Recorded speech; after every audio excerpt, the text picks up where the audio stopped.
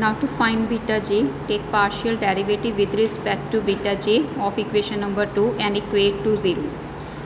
So curl E upon curl beta j. First we take derivative with respect to power. Power ਜਿਹੜੀ ਹੈਗੀ ਆ ਉਹ function ਤੇ in front write up ਕਰ ਲੈਂਦੇ ਆ ਤੇ ਸਮੀਸ਼ਨ with respect to beta j ਡੈਰੀਵੇਟ ਕਰ ਰਹੇ ਆ ਤਾਂ ਸਿਰਫ j ਵਾਲੀ ਸਮੀਸ਼ਨ ਵਰਕ ਕਰੇਗੀ ਤੇ sorry with respect to beta j ਡੈਰੀਵੇਟ ਕਰ ਰਹੇ ਆ ਤਾਂ i ਵਾਲੀ ਸਮੀਸ਼ਨ ਵਰਕ ਕਰੇਗੀ ਤੇ beta j ਵਾਲੀ ਜਿਹੜੀ ਸਮੀਸ਼ਨ ਹੈਗੀ ਆ ਜਦੋਂ ਇਸ ਨੂੰ ਓਪਨ ਕਰਾਂਗੇ ਤਾਂ ਇਹ ਵੈਨਿਸ਼ ਹੋ ਜਾਏਗੀ, ਡਿਮਿਨਿਸ਼ ਹੋ ਜਾਏਗੀ। ਠੀਕ ਆ। ਸੋ ਸਿਰਫ ਜਦੋਂ ਆਪਾਂ ਵਿਦ ਰਿਸਪੈਕਟ ਟੂ ਬੀਟਾ ਜੇ ਡੈਰੀਵੇਟ ਕਰਾਂਗੇ ਤਾਂ ਆਈ ਵਾਲੀ ਸਮੀਸ਼ਨ ਵਰਕ ਕਰੇਗੀ ਤੇ ਜੇ ਵਿਦ ਰਿਸਪੈਕਟ ਟੂ ਅਲਫਾ ਆਈ ਅਗਰ ਇੱਥੇ ਸਬਸਕ੍ਰਿਪਟ 'ਚ ਆਈ ਹੋਏਗਾ ਤਾਂ ਜੇ ਵਾਲੀ ਸਮੀਸ਼ਨ ਵਰਕ ਕਰੇਗੀ, ਜੇ ਇੱਥੇ ਜੇ ਹੈਗਾ ਹੈ ਤਾਂ ਆਈ ਵਾਲੀ ਸਮੀਸ਼ਨ ਜਿਹੜੀ ਹੈ ਉਹ ਵਰਕ ਕਰੇਗੀ। Okay. So like derivative of X square is equals to 2x, so 2 power in front of write कर ली, then summation, then function as such into derivative of the function with respect to beta j. So there is not any value of beta j, so the derivative becomes 0, derivative of mu becomes 0, derivative of alpha becomes 0 when we take derivative with respect to beta j. And here is a beta j, the derivative become -1 and after that equate to 0. Therefore we get 2 multiply -1 -2, 0 ਨਾਲ ਜਾ ਕੇ divide होया तो 0 बन गया तो साढ़े पास रह गया summation I varies from 1 to v yij minus mu minus alpha I minus beta j is equals to 0. now summation multiply कर दिया, ब्रेसिस ओपन कर देंगे हैं, summation I varies from 1 to v yij, summation I varies from 1 to v mu, summation I varies from 1 to v alpha I, summation I varies from 1 to v beta j is equals to 0. now I वाले subscript ते summation लगी हुई है, सो I वाले subscript ਨੂੰ dot ਨਾਲ represent करता ਤੇ j ਨੂੰ as such write कर लिया and this is the total of the jth block.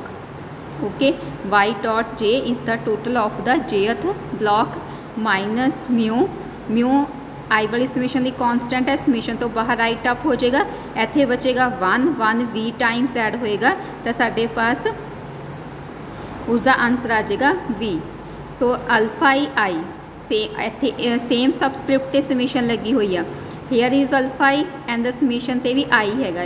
So due to the assumption different effects are additive in nature, summation I alpha I is equals to 0. now here is I and subscript है j, so beta j I वाली summation की constant होएगा, सो ये I वाली summation तो बाहर आ जाएगा, पीछे बचेगा लैफ्ट साढ़े पास रहेगा 1. Therefore y dot j minus mu 1 v times add हो रहा है, सो v इसका आंसर आ गया v 0 minus beta j 1 v times add हो रहा है, सो इसका आंसर भी आ जाएगा v इज इक्वल्स टू 0. सो असी बीटा जे की वैल्यू फाइंड करनी है, सो बीटा जे नू वन साइड ते शिफ्ट कर देंगे तो बाकी सारी टर्म्स नू ठीक है, बीटा जे नू असी राइट हैंड साइड ते शिफ्ट करता तो ये वाली टर्म्स लैफ्ट हैंड साइड ते रिमेनिंग बच गई. वी बीटा जे ना मल्टीप्लाई हो रहा है, इधर आके डिवाइड हो जाएगा इज इक्वल्स टू बीटा जे. हुण इत्थे आई ते समीशन लगी हुई सी, आई दियां टोटल नंबर ऑफ टर्म्स सीगियां वी, सो समीशन आई ते उहदी टोटल नंबर ऑफ टर्म्स नाल डिवाइड किया होया, मीन दा फॉर्मूला हो गया sum of observations divided by total number of observation, so it's denoted by y dot j bar. So dot represent कर रहा कि आई ते समीशन लगी हुई है तो बार रिप्रजेंट कर रहा कि उसकी टोटल नंबर ऑफ टर्म्स नाल नीचे डिवाइड किया होया. इत्थे v नाल v कैंसल हो गया, लैफ्ट है म्यू एंड म्यू की value C previous videos find की सी y dot dot bar and it's the value of beta j. so beta j cap means estimated value, beta j the estimated value की आ गई y dot j bar mean of the jth block minus y dot dot bar grand mean. okay, now we find the value of mu that becomes y dot dot bar, and in the previous video we find the value of alpha I that comes yi dot bar minus y dot dot bar, and the value of beta j is y dot j bar minus y dot dot bar. So we find all the unknown parameters of the equation mu, alpha and beta j. Now to find sum of square, we substitute all these values in equation number 1. Okay, to find sum of square, we substitute the value of unknown parameters which are mu, alpha and beta j in equation number 1. ठीक है, so the next heading is sum of squares. Okay, sum of square, we have equation number 1, yij mu plus alpha I plus beta j plus eij, where I varies from 1 to v and j varies from 1 to b. This is my equation number 1. So we put the value of mu, alpha I and beta j in this equation to find the various sum of square. So now first of all, we put the value of mu, which is y dot dot bar, then alpha I, then beta j, then eij, and we get, now we substitute the value of mu, alpha I, beta j and eij in equation number 1. This is my equation number 1. Okay, so we got yij is equals to mu is y dot dot bar plus alpha I the value I see yi dot bar minus y dot dot bar plus beta j y dot j bar minus y dot dot bar plus eij, and eij the value है yij minus yi dot bar minus y dot j bar plus y dot dot bar, right? So for the one thing is that braces open नहीं करने हैगे. Mu, alpha आई, beta जे ਦੀਆਂ values ਨੂੰ braces 'ਚ ਹੀ right down ਕਰਨਾ ਹੈ, braces ਨੂੰ open ਨਹੀਂ ਕਰਨਾ, ਬਿਕਾਜ਼ ਜੇ ਤੁਸੀਂ ਬ੍ਰੇਸਿਸ ਓਪਨ ਕਰ ਦੋਗੇ ਤਾਂ ਸਾਰੀਆਂ ਵੈਲਿਊਜ਼ ਜਿਹੜੀਆਂ ਹੈਗੀਆਂ ਉਹ ਆਪਸ ਦੇ ਵਿੱਚ ਕੈਂਸਲ ਹੋ ਜਾਣਗੀਆਂ. ਸੋ ਬ੍ਰੇਸਿਸ ਨੂੰ ਓਪਨ ਨਹੀਂ ਕਰਨਾ. This is the braces of the value of alpha ਨੂੰ ਬ੍ਰੇਸਿਸ 'ਚ ਲਿਖਣਾ ਹੈ, ਬੀਟਾ ਜੇ ਦੀ ਵੈਲਿਊ ਨੂੰ ਵੀ ਬ੍ਰੇਸਿਸ 'ਚ ਲਿਖਣਾ ਹੈ, ਮੀਨਸ ਬ੍ਰੈਕਟ 'ਚ ਲਿਖਣਾ ਹੈ, ਤੇ ਈ ਆਈ ਜੇ ਦੀ ਵੈਲਿਊ ਨੂੰ ਵੀ ਬ੍ਰੈਕਟ ਦੇ ਵਿੱਚ ਹੀ ਰਾਈਟ ਡਾਊਨ ਕਰਨਾ ਹੈ. Okay, now the question is that how we write the value of eij. ਅਸੀਂ ਤਾਂ ਫਾਈਂਡ ਕੀਤੀ ਨਹੀਂ eij ਦੀ ਵੈਲਿਊ, ਫਿਰ ਮੈਂ ਇੱਥੇ ਕਿਵੇਂ ਰਾਈਟ ਅਪ ਕੀਤੀ ਹੈ. ਇਸ ਨੂੰ ਆਪਾਂ ਰਫ ਪੋਰਸ਼ਨ ਦੇ ਵਿੱਚ, ਰਫ ਵਰਕ ਦੇ ਵਿੱਚ ਫਾਈਂਡ ਕਰਾਂਗੇ, ਤੇ ਪੇਪਰ 'ਚ ਵੀ ਤੁਸੀਂ ਇਸ ਨੂੰ ਰਫ ਵਰਕ 'ਚ ਹੀ ਫਾਈਂਡ ਕਰਨਾ, ਫੇਅਰ 'ਚ ਨਹੀਂ ਫਾਈਂਡ ਕਰਨਾ. So now how I write the value of eij. Write the equation number 1 again, yij mu plus alpha I plus beta j plus eij. Okay, we want to find the value of eij, so we shift all these values to the left hand side. Mu minus alpha I minus beta j is equals to eij. Now substitute all the values of mu, alpha and beta j. The value of mu is y dot dot bar minus alpha की value substitute करती जो असी find की आ, minus beta जे की value substitute करती जो भी असी फाइंड की आ, that is equals to e i j. Now y I J minus Y dot dot bar, ये माइनस माइनस प्लस हो जाएगा जो ब्रेसिस ओपन करांगे. सो ये वाला इस दे नाल कैंसल हो जाएगा. साढ़े पास रिमेनिंग बचा minus Y I dot bar minus Y dot J bar and minus minus plus y dot dot bar is equals to eij, and that is the value of eij which I substitute here. Okay, yij yi dot bar y dot j bar plus y dot dot bar. Okay, so from the equation number 1 I find the value of eij. तो इसनों rough च find करना है because असी जिस equation तो value find कर रहे हैं वापस उस इक्वेशन च पुट कर रहे हैं. ठीक है बेटा, एवं नहीं कर सकते कि असी जिस इक्वेशन तो वैल्यू फाइंड करिए उसी च वापस पुट कर दिए. सो देयर इज़ इसलिए जो ई आई जे की वैल्यू है वो एक्चुअल च इंस्पैक्शन मैथड नाल लिखनी आ, बट इंस्पैक्शन मैथड नाल तुहानू नहीं समझ आना हैगा. सो मैं तुहानू दसता एक प्रोसीजर दसता कि तुसी ई आई जे की वैल्यू इवें फाइंड कर लो. ठीक है, सो इसनू तुसी रफ पोर्शन च ही फाइंड करना है तो इत्थे फेयर दे विच राइट अप कर दिओ. Okay, so now to find sum of square. ठीक है, असी सी आर डी दे विच भी यही मैथड यूज़ किया, सी आर बी डी च भी यही मैथड यूज़ करांगे. तो नैक्सट जो भी डिज़ाइनस करांगे उसके एनालिसिस के सम ऑफ स्केयर फाइंड करने का सेम मैथड यूज़ करांगे कि पहला सारे अननोन पैरामीटर्स की वैल्यूज़ नू सबस्टिट्यूट कर दो। After that Y dot dot bar नू लैफ्ट हैंड साइड पर शिफ्ट करना है तो उस तो बाद दोनों साइड पर स्केयरिंग करनी है और समीशन लैनी है because we find sum of square. So दोनों साइड पर स्केयरिंग करनी है after shifting the y dot dot bar to the left hand side and summation लेना है। Okay, so first of all shift y dot dot bar to left hand side. okay, so y dot dot bar ਨੂੰ left hand side ਤੇ shift करता बेटा, braces लिख लिया इसनों ਤੇ बाकी जो भी टर्म दूसरी साइड ਤੇ left है उसनों as such write up कर लिया।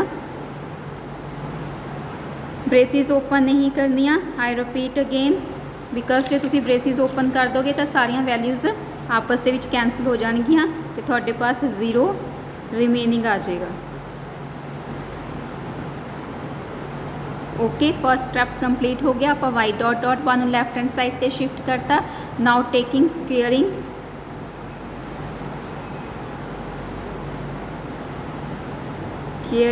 ऑन बोथ साइड, तो दोनों साइड पे स्केयर लिख करता, ब्रेसिस लगाई।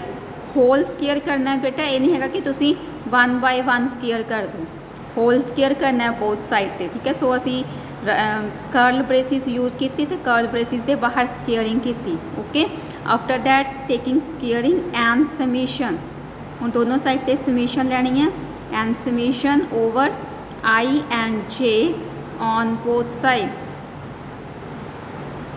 ठीक है, so I take summation over I varies from 1 to V and over J varies from 1 to P on both side.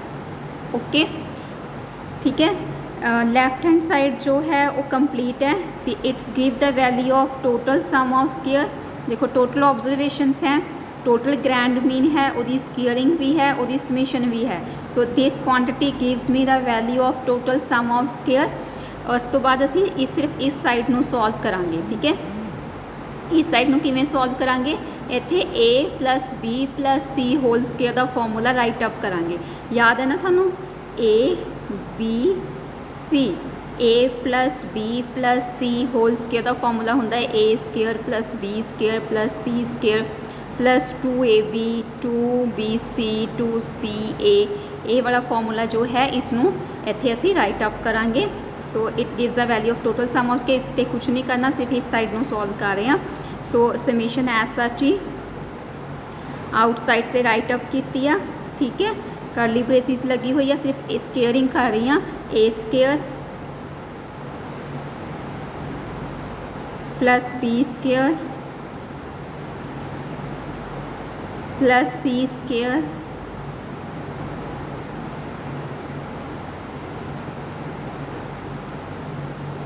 Okay बेटा जी। तो उस तो बाद जो प्रोडक्ट टर्म्स है 2ab 2bc 2ca, इसनों मैं राइट कर रही हूँ कि it becomes 0 due to some property. ठीक है, इसलिए मैं 2ab 2bc 2ca नहीं लिख रही, इस द रीज़न लिख रही हूँ product terms are vanish, product terms are vanish due to algebraic sum of deviation from mean is 0।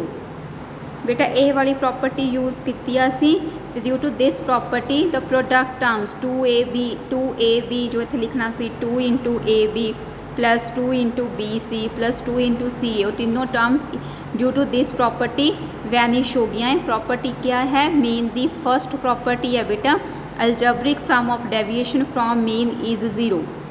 Okay, एक की होंगी है, इसनों डिस्कस कर दिया, पहला इत्थे इसनों सॉल्व कर लिए।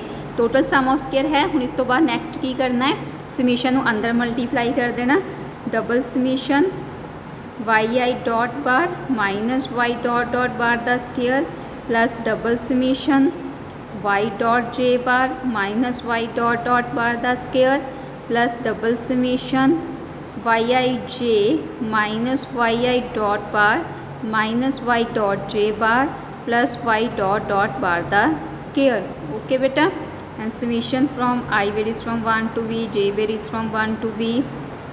Okay,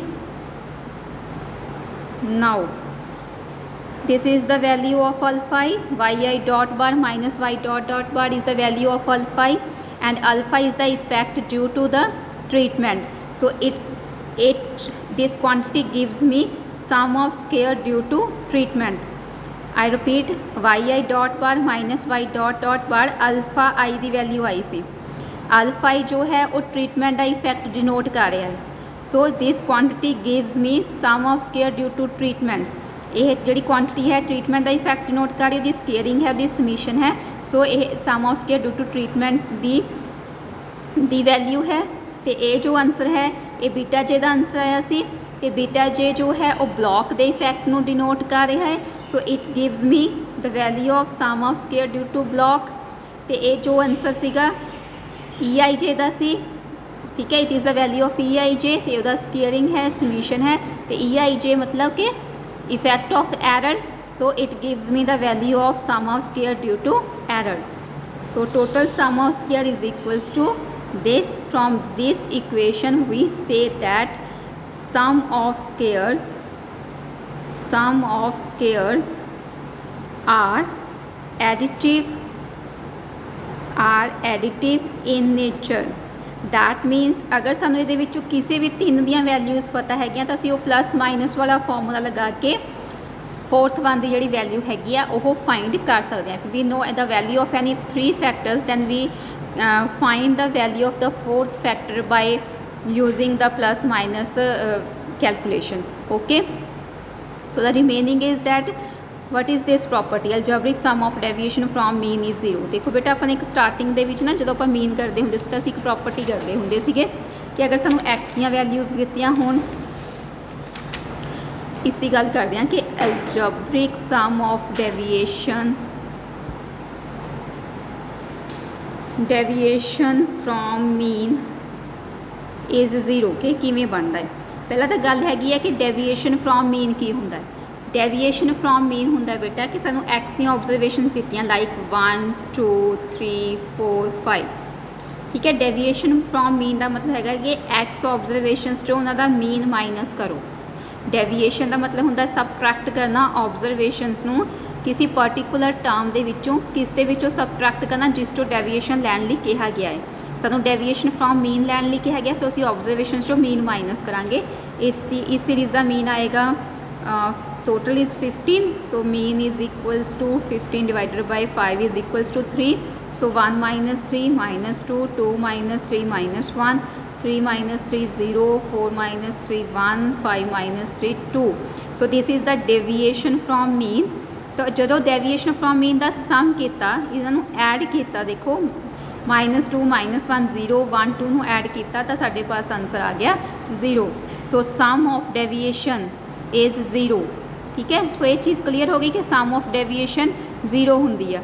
ठीक है, हुण साडी सम ऑफ डेविएशन किवें बनी है इत्थे ये देखते हैं. देखो मैं कह रही हूँ कि प्रोडक्ट टर्म्स 0 हुई हैं.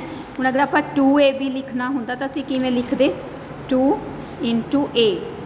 ये फैक्टर है वाई आई dot bar minus Y dot bar. ठीक है, 2ab लिखना है ना बेटा अपा. सो ए राइट लिख लिया इत्थे. ठीक है, दैन बी फैक्टर ये है, इसनों राइट अप कर लिया Y dot J bar minus Y dot बार. सो तो ब्रेसिस ओपन करांगे तो समीशन इत्थे वर्क कर जाएगी. I varies from 1 to b, j varies from 1 to b. देखो डेविएशन बनाने के लिए ऑब्जरवेशन चो मीन माइनस होना चाहिए. ठीक है, these are for the grand mean, the mean of the ith treatment is observation. So this is my observation for the grand mean and this is the mean. So observation जो mean minus हो रहा बेटा उससे summation भी लगी हुई है, then it becomes 0. So इसी वे ना 2ab 2bc 2ca ये सारे factors ਜਿਹੜੇ ਹੈਗੇ ਆ in all designs 0 हो जाएंगे. All products terms are becomes 0 due to the property algebraic sum of deviation from mean is 0. So now we find out the value of sum of square.